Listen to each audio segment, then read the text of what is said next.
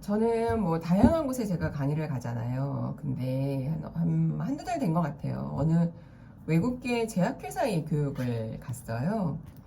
근데 외국계 제약회사의 그 CEO 분이 여자분이신데 약사시더라고요. 그 약사셨는데 하여튼 이제 그 기업의 CEO가 되셨어요.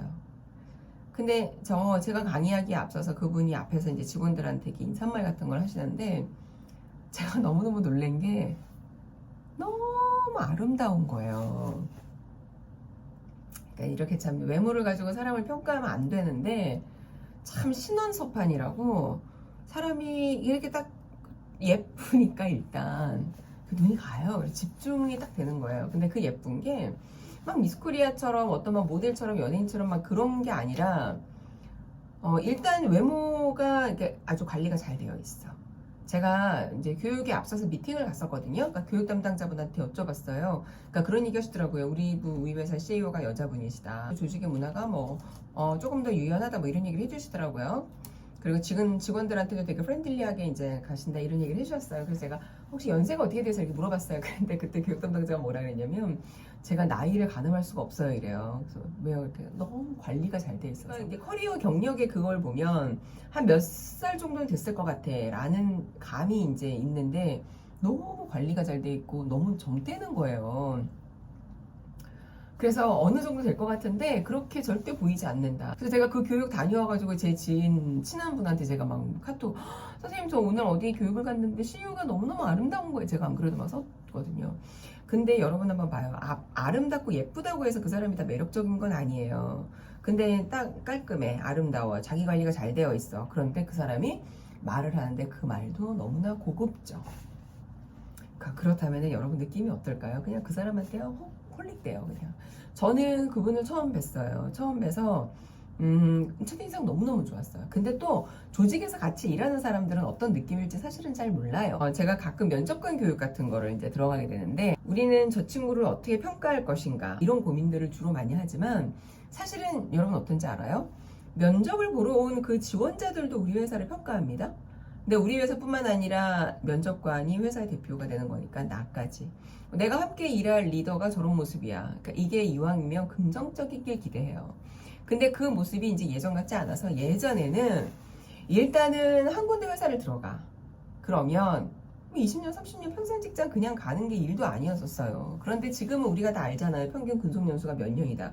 그럼 나는 이 회사에서 배울 거 배우고 그리고 사실은 딴 데 가야 돼. 그러면 이왕이면 이 안에 있을 때 좀 내가 뭔가 배울 게 있고 긍정적인 영향력을 받을 수 있는 리더이기를 기원을 하는 거죠. 그런데 그 안에 이 사람이 뭐 능력이 탁월해 돈을 잘 벌어 이런 것도 물론 있는데 사람이 굉장히 희한해요. 외모가 깔끔하고 외모가 되게 고급지잖아요. 그러면 그 사람의 모든 것들도 그렇게 보이며 실제 그래요. 왜? 관리거든요.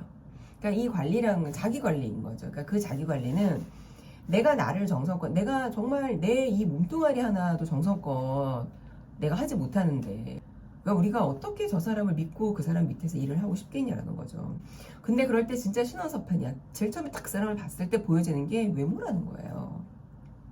그래서 외모가 저 예쁜 걸 얘기하는 거 아니라 굉장히 자기 관리를 잘하는 뭐 운동을 한다거나 아니면 뭐 옷을 깔끔하게 입는다거나 적어도 오늘 어떤 행사야 뭐 교육이 있어 내가 인사말을 해야 돼 면접을 봐야 돼 혹은 뭐 오늘 뭐 중요한 뭐 어떤 미팅이 있어 그러면 적어도 평소와는 다른 옷차림. 그래서 제가 제일 싫은 것 중에 하나가 어떤 게 있냐면 우리 왜 출근할 때 되게 깔끔하게 하고 출근을 한다고요. 그리고 하이힐 신고 딱 이렇게 출근을 해. 그런데 사무실에 가서 슬리퍼로 나갔다 할 때는 내가 편해야 돼.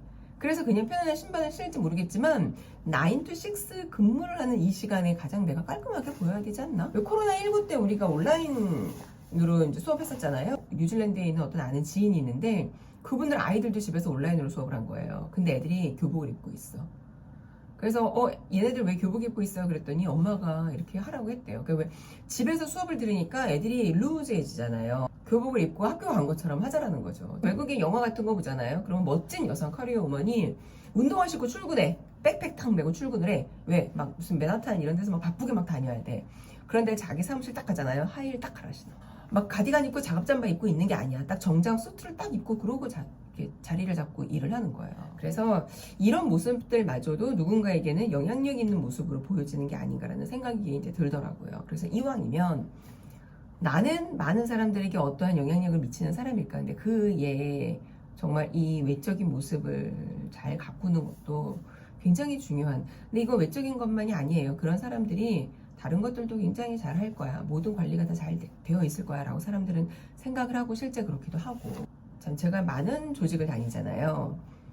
그러니까 조직원 교육생들이 실제 저한테 그래요. 많은 조직 다니면 선생님 회사의 수준이 나오겠어요. 저한테 그래요.